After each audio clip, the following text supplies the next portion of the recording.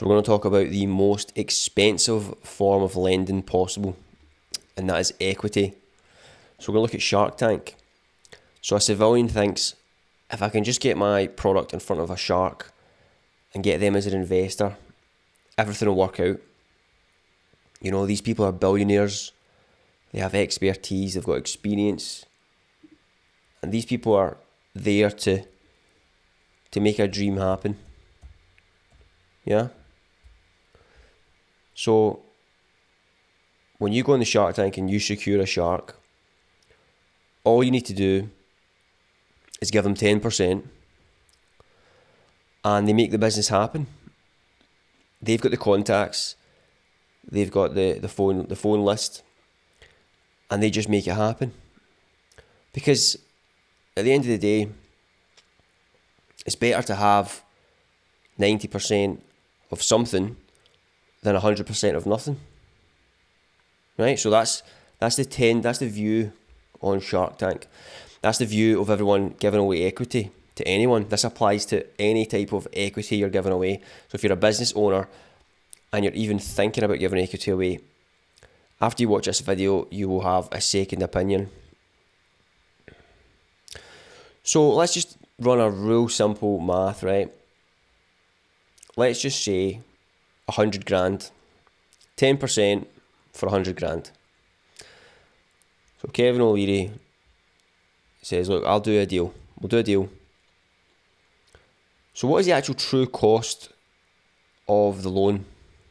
How much are we actually paying back? The civilian would say, well, it's obviously just 10%. Let's imagine the business grows and they exit the business for 10 million. True cost of the loan, 900%. There you go, 900%. A bank would have charged them 10%, but the Shark Tank are charging 900%. Now, I know what you're going to say. You're going to say, well,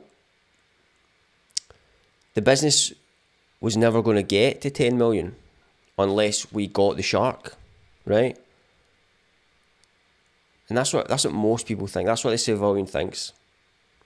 But they're forgetting one thing. A shark does not invest in a company that's going to go to zero. They already invest in a company that has product market fit. So the old illusion of, well, it's better to have 90% of something than 100% of nothing. Automatically, it can't be the case because the shark's not going to invest in a junk company. In fact, it's arguable that they could make it worse. Not worse for the company, worse for the founder. Okay? So the old rule for the Apex is never trade permanent equity for a temporary distribution. So if you want Mark Cuban's audience, you don't give him 10%. You pay him for the sales that he gets. So what you'd actually do is set up a strategic licensing agreement or affiliate joint. So you pay them for their performance and you rent the audience.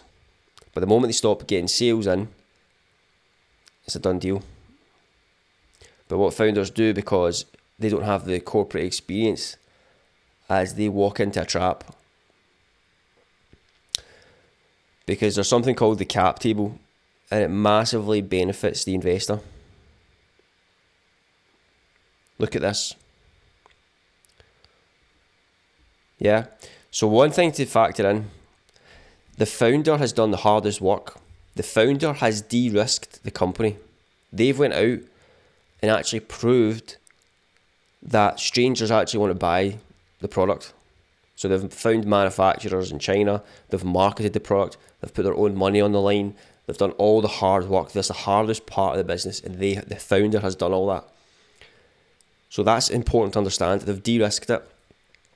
Because a shark doesn't just invest in a blind idea. Okay? Sometimes maybe Kevin will take a royalty, which is smart as well, because he just takes it straight off the top line. But imagine the business gets liquidated. The shark gets their full investment back first. And the founder, who has done all the work, the hard work, in slavery, gets nothing.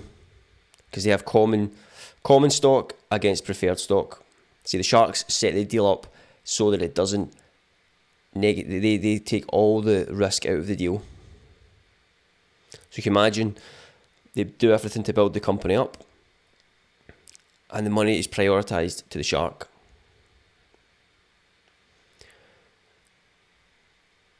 So what a civilian might say is, well, at least we're the majority shareholder. Yeah, we've got 80%, so we're in full control.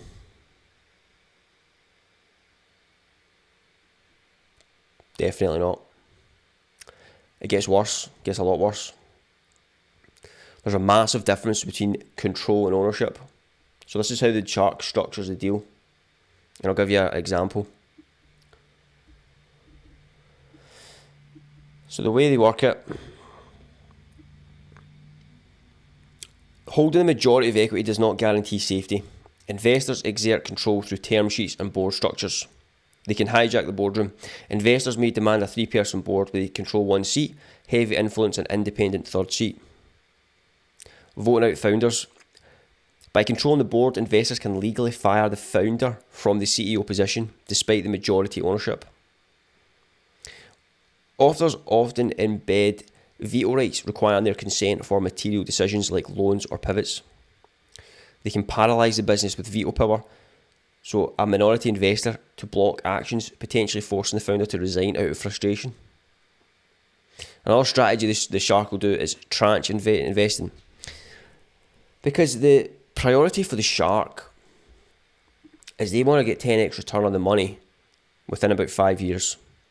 Completely different goals to the founder. The founder's trying to build generational wealth.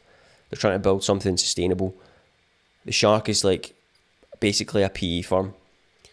They're just saying, look, we need you to hit these targets. You need to hit these KPIs. So the founder's done all this work, and now they're an employee of their own business. Mark Cuban's on the phone saying, look, if you don't hit that revenue, I'm not going to give you the rest of the money. Yeah, so the owner is now like, okay, I'm the founder of this company. I've actually not got any control. And now I need to hit KPIs to get the money. So they're pretty much bleeding them out. Now, if you don't believe that majority shareholder means you can't get fired, let's look at the founder of Uber. Kalanick built Uber into a 70 billion global empire. He was ruthless about keeping super voting shares so he could never be outvoted. But one of his early investors, Benchmark Capital, they only owned 13% of the equity. And the bottom line is, they cornered him in a hotel room in Chicago. They handed him a resignation letter, and he was forced to choose between watching the company run out of cash or stepping down. So the guy who actually built a 70 billion empire was legally forced to fire himself by an investor who owned 13% of the company.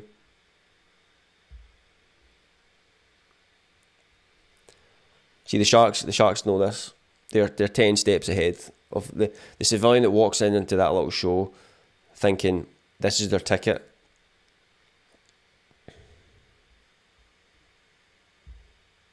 Let's look at a victim.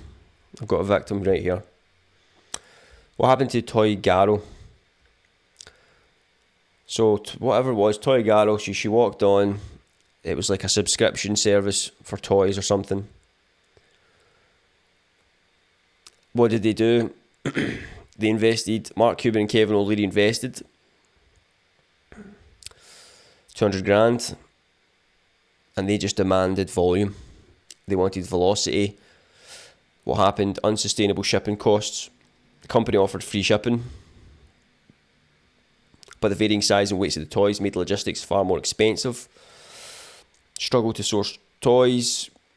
The company suffered Chapter 7 bankruptcy. And this is really what happens in the venture capital world as well. And it's more ruthless. Far more ruthless than this. Equity is the most expensive borrowing you can get. You're talking a 900% effective loan.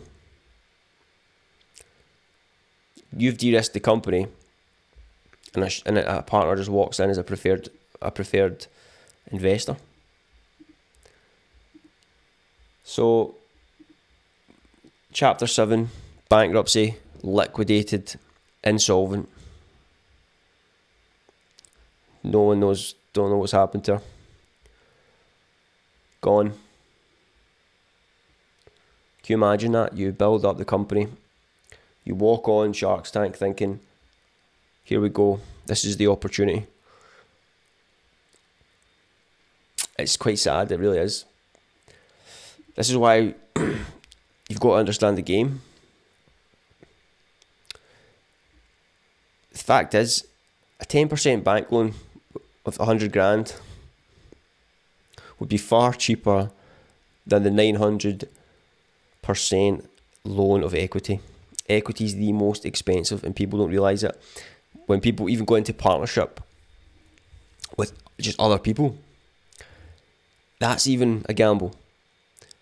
So you have to guarantee the person you go into business with, you're going to have the exact same risk tolerance for the next 10 years, the exact same work ethic for the next 10 years, the exact same life situation for the next 10 years, the exact same goals for the next 10 years. It's dangerous. That's why when if you're ever structuring an equity, you have to do it very intelligent. And the other big mistake people make is they take someone with a temporary skill. So they're making like a permanent decision with giving them equity for a short-term skill that they have. Maybe they're a developer or they're a tech person. And most of the time it doesn't end well.